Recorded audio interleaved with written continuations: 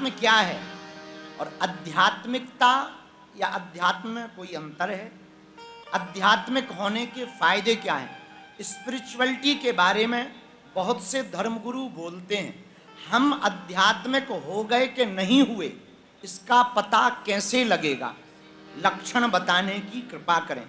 आपकी दासी शिष्या विनीता गुप्ता। धन्य है दासी जी। आपने पूछा कि आध्यात्मिक स्पिरिचुअल होने के लक्षण क्या है। अरे भाई, कोई चीज घटित होती है तो खुद को पता लगे या ना लगे, अगल बगल वालों को पता लग जाता है कि ये बालाजी का पागल हो गया। पर आपने प्रश्न बहुत सुंदर किया, इसलिए आपको धन्यवाद। अध्यात्म का मतलब यूं समझिए विनीता गुप्ता, जैसे जल में कमल रहता है, जल में कमल रह करके भी कमल में जल नहीं रहता है। कमल की पंखुड़ियों पर पानी का बूंद पड़ता, पर कभी भी कमल की पंखुड़ियां पानी के बूंद को स्वीकार नहीं करती। वो जल में रहता, जल उसके ऊपर रहता, पर कभी भी कमल पानी को स्वीकार नहीं करता। वैसे ही अध्यात्म है, जो आध्यात्मिक इंसान हो जाता है वो संसार में तो रहता है, पर उसके अंदर संसार नहीं, भगवान बसता है। आध्यात्मिकता का मतलब ही है संसार से परे हो जाना। इसका मतलब ये नहीं कि सन्यासी हो जाओ, रहो संसार में, जो कर रहे वो करना है आपको, लेकिन अंदर से आध्यात्मिक जो हो जाता है, जिसके अंदर आध्यात्मिकता की घटना घट जाती है, वो आदमी संसार से परे हो जाता है, उसे सत्य का पता चल जाता। ऐसे समझो, जादूगर देखा, जादूगर जब जादू दिखाता है तो पंखी बना देगा, पक्षी बना देगा, सांप निकाल देगा, कभी टीवी निकाल देगा, कभी रुपया निकाल देगा। सब लोग ताली बजाते, आहा क्या बात है, क्या बात है, क्या चमत्कार है। लेकिन कभी तुमने देखा होगा जादूगर के साथ में जो जमूड़ा रहता चेला, वो कभी आश्चर्यजनक चकित नहीं होता, क्योंकि जमूड़े को पता होता है कि इस जादू का रहस्य क्या है, तो वो कभी आश्चर्यचकित में नहीं पड़ता। ऐसे ही जो संसार में रहता है वो हमेशा आश्चर्यचकित रहता है, लेकिन जो संसार को समझ जाता है वो आध्यात्मिक हो जाता है, और जो आध्यात्मिक हो जाता है वो संसार में आश्चर्यचकित नहीं रहता, उसे पता होता है सत्य क्या है और असत्य क्या है। विनीता गुप्ता, आध्यात्मिकता का मतलब है जो केवल अपने लिए ना जिए, अपने भले के साथ साथ जो दूसरों का भला करने का प्रण ठान ले, समझ जाना वो आदमी आध्यात्मिक हो गया है। जो अपने जीवन के साथ साथ दूसरों को जीवन देने का काम करना प्रारंभ कर दे, समझ जाना वो आदमी आध्यात्मिक हो गया है। जो स्वयं मुस्कुराने के साथ साथ दूसरों के चेहरे पर हंसी लाना प्रारंभ कर दे, समझ जाना वो आदमी आध्यात्मिक हो गया है। जो आदमी खुद मौज में रहे और दूसरों को भी मौज सिखाए, समझ जाना ये आदमी आध्यात्मिक हो गया है।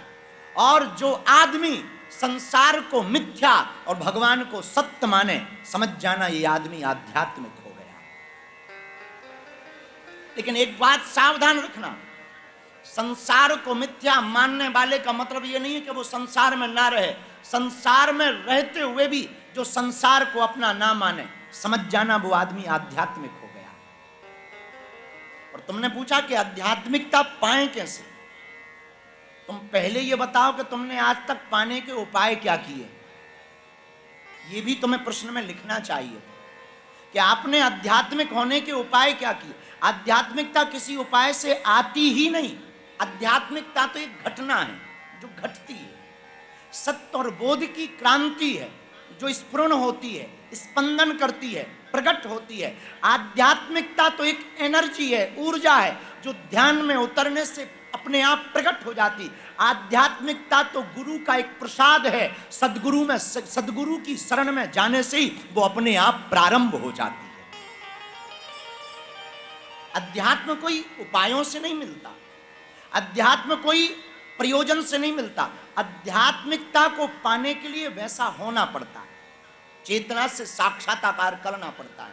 इसलिए विनीता गुप्ता, एक बात याद रखना, तुम कितना भी पढ़ लो, कितने भी आप इंटेलिजेंट हो जाओ, कितना भी आपका IQ लेवल हाई हो जाए, पर याद रखना वो आदमी तब तक सफल नहीं हो सकता जब तक उसके जीवन में सत्य का बोध नहीं हुआ, जब तक स्पिरिचुअलिटी उसके जीवन में नहीं उतरी, आध्यात्मिकता नहीं उतरी। वो कितना भी प्रयत्न कर ले, वो आदमी कभी भी संतुष्ट नहीं हो सकता। और ये बात केवल थोथी नहीं, हम आपको एक महान वैज्ञानिक का संदर्भ बताना चाहेंगे।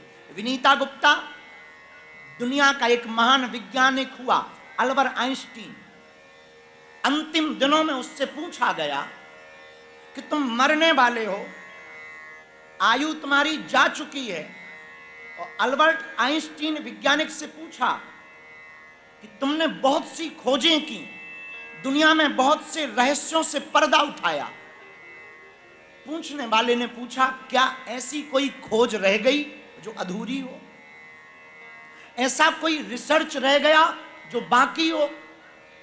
ऐसा कोई तथ्य रह गया जिसको तुम जान ना पाए हो?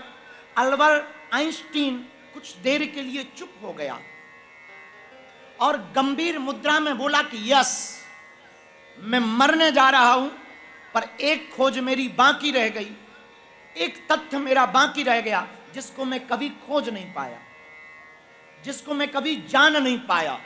तो प्रश्न पूछने वाला बड़ा चौंका। उसने पूछा, वो खोज कौन सी है? मुस्कुराता हुआ अल्बर्ट आइंस्टीन कहता है, मैं आज तक ये नहीं जान पाया, जिस शक्ति की बल पर मैंने इतनी खोजें की हैं, मैं उस शक्ति के बारे में नहीं खोज पाया कि वो शक्ति कौन है। उसी शक्ति का नाम स्पिरिचुअलिटी है, उसी शक्ति का नाम अध्यात्म है, उसी शक्ति का नाम आध्यात्मिकता है। आध्यात्मिकता का मतलब ये परमात्मा को जान लेना, परमात्मा के बनाए हुए जगत को जान लेना, दुख को जान लेना, सुख को जान लेना, और कौन अपना है कौन पराया है इसको जान लेना ही अध्यात्म है। पर आपने प्रश्न में डाला कि हम अध्यात्म कैसे हों, आध्यात्मिक कैसे हों? विनीता, आध्यात्मिक होने के लिए पहले तुम उनके हो तो जिनसे अध्यात्म प्रकट हुआ है। हमारे गांव में एक कहावत है, कुछ पाने के लिए कुछ खोना पड़ता है, पर यह कहावत हमारी नजर में कुछ जगह पर ठीक है, एक जगह गलत है। कुछ पाने के लिए तो कुछ खोना पड़ता है, पर भगवान को पाने के लिए कुछ खोना नहीं पड़ता, उनका होना पड़ता है।